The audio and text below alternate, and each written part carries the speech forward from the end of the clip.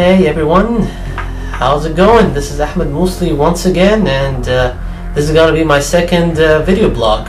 I've noted your suggestions in the first one actually, and I won't keep any promises, but I'm gonna try as much as possible to abide by them. Right now you can see I'm looking at the camera. I'm not gonna look for any ghosts or anything, and as for my mannerisms, just get used to it. I'm gonna try not to play with myself, but you know how it is.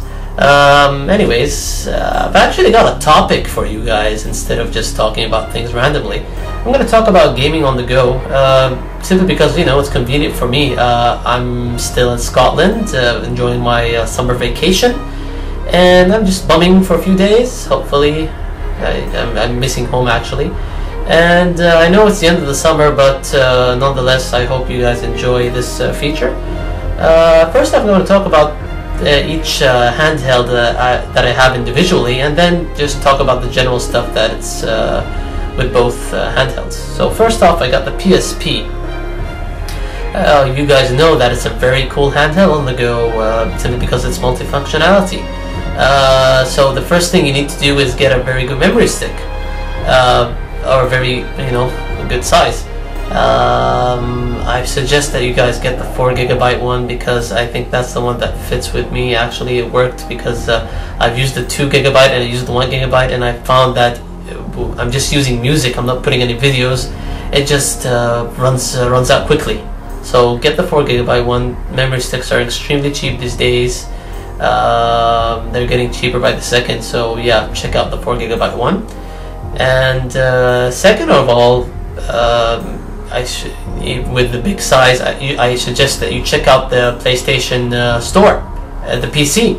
You could actually get different stuff that you get from the PS3 PlayStation store. For myself, for example, I got Beats. You'll find a review of that on our site by Justin Simpson. And there's this cool comic game, I forgot the name. It sounds very cool actually. And finally, Jumping Flash, the classic for the PS1. That was recommended by Jared Nichols, so I decided to check that out. You can just check it out from anywhere that if you have a laptop. Third thing of all is protection. PSP, you know, it's the screen and the system itself is very prone to scratches. So what I suggest you do is first off get a screen protector for the screen itself. It's just this plastic sheet that's put over it. You can find it anywhere. It's very cheap, obviously. And the second thing as well is there's this plastic case that I'll show it to you.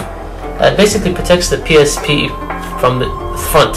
There's one for the back actually, but I'm not sure if you need that for while playing. But yeah, the more the better, the merrier. And what else for protection? Obviously, you need a case. This is very basic stuff. You'll find that anywhere, everywhere. Cheap stuff. It's better than the default PSP, the one that comes with the PSP. And obviously a case for your CDs or UMDs. I couldn't find a better case actually. This is the official Sony one. It is very bulky. It came with this sort of package. I can't remember exactly. But I think if you could look more out, you'll find a very good one for your PSP UMDs. What else? Okay, let's talk about headphones. No, let's keep the headphones for later. Let's talk about battery life. For the PSP, you notice that it's very low battery. It just drains by fast. So I suggest get a new battery. You obviously could exchange batteries with the PSP. It's a very cool feature. But I did hear that there's a newer version of the battery which is better. It has a longer life, but it's very cheap, very expensive. So I suggest you just stay away from that one. Just get another extra battery for your PSP just in case. And that's it with the PSP. And let's talk about the DS. The DS, as I said, with the PSP, there's also some screen protectors for the DS, just basic plastic, and there's also this plastic case that you could cover it with. But it's not really travel friendly as the PSP, the case. What I suggest with the DS especially is get a very good holding for it. For example, mine, see, this is the official, I think this is the official one. I got it for I think 20 bucks if I'm not mistaken. look for it. It's excellent and very compact. See, you just keep your games here, and there's the other side, the pocket, and the DS is actually kept here. Look, very, very cool. Your DS Lite can fit there easily. And there's another pocket here for your chargers or stylus or whatever. I suggest you find one of these because, you know, the cards are very small and you could easily lose them. So you need one of these good cases for it. What else for the DS? I think that's it with the DS actually. So let's talk about both things that you should be aware of for both handheld systems. First off is the chargers and the cables. So you have to be careful that if you're maybe a US gamer and going to the UK, everything here is 220, so you need 220 chargers. In the case of the PSP, there's no problem, but with the DS, most of the US handhelds are 110, so you need a 220 charger. You could find that also in the retail store. It's very easy to find. And the other thing is be aware of the cables. With the UK, most of the system here is three cable based, but there are actually, you can find anywhere these converters, very basic stuff, the converter from the 2 to the 3. I suggest not to force your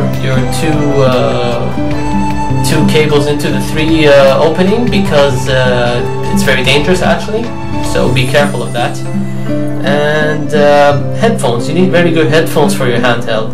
I suggest the open type headphones rather than the closed one, because the closed one, it's very prone to breaking off easily, especially if you're not careful of it, even if you put it in your bag.